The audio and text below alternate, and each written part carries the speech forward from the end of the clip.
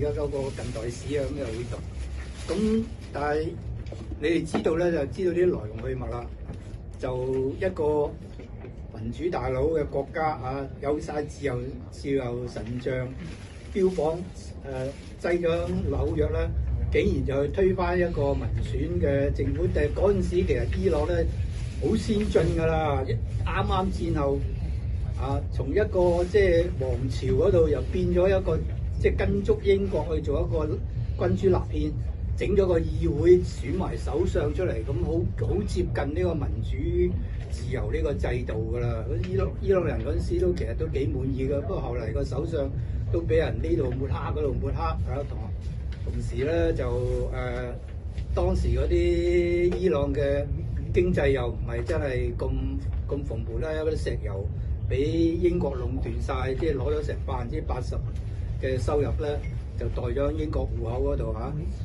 咁但係後嚟咧，奧巴馬喺2009年喺開羅，唔知點解美國在人哋揭咗好多資料出嚟啊！即係好似我哋而家都搜集好多資料，就當時嗰個過程係點樣，邊啲人俾你收買咗都有晒啦。咁佢唔可以，即係美國都唔可以完全否定或者唔承認呢一個佢係有份策劃一個叫做阿賈克斯呢個行動嚟推翻呢一個民選首相嘅政府嘅。咁所以佢喺呢個開羅嗰個發表講話嘅時候咧，佢承認1953年係中情局工作導致到民選嘅伊朗政府係被推翻啊。咁呢個遲來嘅坦白咧，就並非出於美國好道德啊，亦都唔係話佢自覺，而係迫於咧唔少嘅歷史根據咧，同埋檔案咧，逐漸係曝咗光出嚟。咁有權威嘅學術咧、研究咧，亦都逐漸咁累積啊，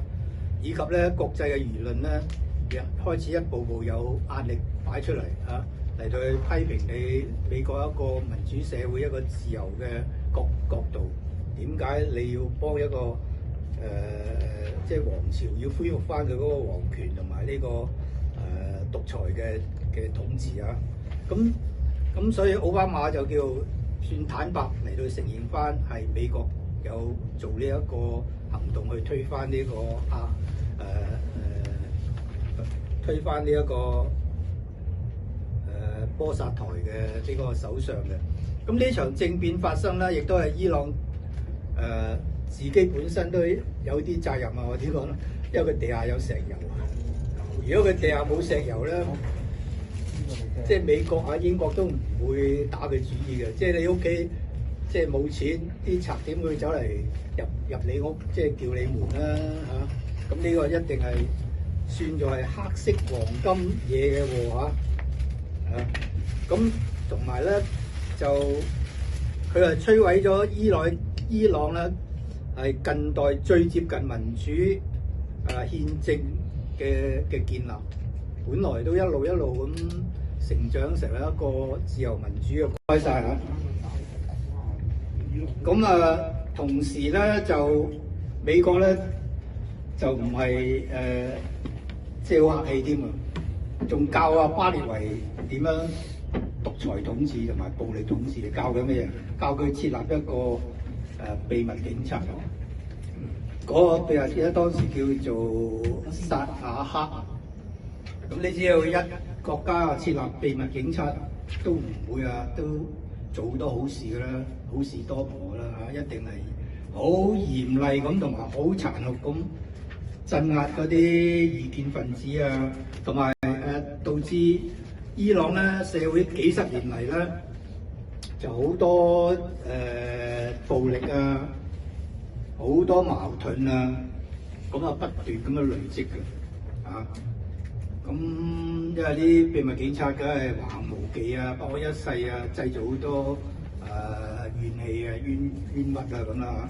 咁所以喺1979年咧，伊斯蘭革命爆發嘅時候咧，一講翻係26年之後嘅咯喎，因為1953到1979就啱26年，而家一跳到1979年，咁就伊斯蘭革命啊，整個國家就一個宗教革命，咁你可以知道伊朗啲人信奉呢一個伊斯蘭係信奉得幾敬虔啊！佢平時有啲好多都唔信啊，但係到國家有敵人喺外面搞到自己嘅國家包括影響自己國家嗰個運作或者個統治或者啲人民嘅民生咧，佢哋嗰啲人咧就會好團結嘅。而家今時今日點解特朗普咁罩忌咧？就我知道而家伊朗啲人咧就大家結合翻，即係敵愾同仇，唔理你咁樣殺我哋嗰個，即係斬首我哋嗰個領袖咧，我哋誓不罷休。而家伊朗啲人就係咁樣，所以特朗普都急都要派軍隊啊，派航母艦啊，派戰機啊，好少啊！我估唔到佢會咁樣做，因為佢不嬲都係打無本錢嘅生意嘅，做無本錢嘅生意。我話今次佢要落晒本啦，嗱，我一陣間會講。咁變咗大部分伊朗人咧，其實至到今日咧，仍然係唔相信美國咧係真正尊重過伊朗嘅主權嘅，因為有歷史為鑑啊。咁咧只係當英國係咪當伊朗係一隻咧就地緣嘅棋子啊，當佢一隻棋。但係美國咧就認為呢個阿格克斯行動咧係中情局全球更迭政權嘅典範，要寫入教科書，要啲學生讀或者 political science 嗰個政治科學個科嘅時候，要睇呢個案例啊，呢個案例啊，我哋中情局美國中情局嘅典範嚟嘅嚇，咁就認為佢一個好值得去標榜喎，咁同埋咧就係干預別國內政嘅模範版本啊！所以至到今時今日咧，其實美國都冇第啲手段嘅啊！喺伊朗嗰次已經用晒啦，最後用埋嗰啲係假扮係摩薩台嘅人，假扮係共產黨人去打殺搶嚇，咁嚟去想推翻人哋嘅政權都出埋啦。所以將來如果有咩地區又嚟過一次咩叫做顏色革命咧，嗰啲咁嘅程序啊，嗰啲手法啊，都冇咩突變性，都係嗰幾招嘅啊。咁佢係一面，其實美國一面係高舉自由民主嘅旗幟喎，另一面咧就係為咗戰略嘅利益咧，就唔理呢個意識形態㗎啦，就可以顛覆一個主權國家嘅民選政府。咁今年尤其是啦，最近可以能夠去一個主權國家去入到去人哋嗰度，又係用嗰個叫做咩特種部隊啊？記唔記得啊？嗰個特種部隊就入到總統府嗰度拉啊馬杜羅噶嘛，好。咁佢能夠做到呢一啲咁嘅手段，就完全係出於要即係戰略嘅利益，即係對美國嘅利益啊！你美國嘅利益行先 ，American first 啊！咁呢一種嘅雙重嘅標準咧，已經係嚴重咁損壞咗美國嘅道德信譽，亦都於全球嘅範圍之內咧，製造咗唔少持久嘅仇怨同埋敵意啊！咁所以咧就形成咗美伊自1953年起咧，所謂有70年嘅恩怨。呢70年就唔係話嗰26啊，26加埋到而家2026年啊！呢70年咧就即係積累咗好多恩怨㗎啦，美國同埋伊朗啊，就越積越深添，越積越多嗰啲仇恨啊！特別伊朗啲青年啦。佢哋伊朗啲青年係好勤力讀書嘅，啊，好勤力，咁佢就好好學，咁佢研究自己國家歷史，好驕傲嘅，自己將之前個祖宗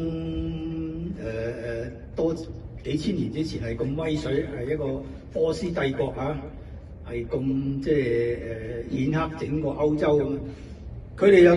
直情知道咧，原來係我哋最大嘅仇家咧，就係美國。所以最近呢個伊朗嘅動亂咧，嗰啲就算係宗教動亂咧，啲青年人都走晒出嚟嘅，啊！咁巴列維咧就1953年至到1979年嘅獨裁政權咧，我哋話即係已經計咗維持咗26年啦。結果咧仲係被伊朗嘅民眾咧，尤其是嗰啲青年咧，係徹底咁推翻啊！咁核心在於咧政權本質咧係英美咧扶持呢巴列維嘅呢個傀儡政權啊！咁喺漫長嘅26年之間咧，西方就經過好多唔公平嘅操作啦，喺伊朗啊，特別係我頭先講啲石油咁佢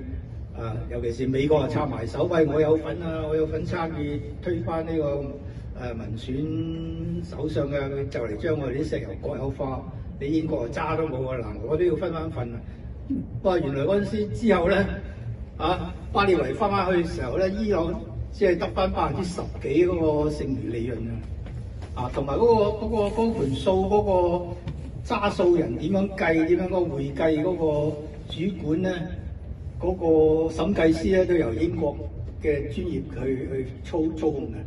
你巴列維聽話啲咧，我又會計鬆啲多啲利潤。如果唔係咧，我就計咗話好多，今次有好多虧損啊！呢度又唔掂，嗰啲支出又多，有冇啊？咁啊，剩翻落嚟分翻俾伊朗咧，就好鬼少啊！咁所以啲英國人啲伊朗人啦，同埋嗰啲伊朗啲青年知道睇到好清楚、好透徹啦，係好嬲呢個西方呢兩個大嘅國家啊！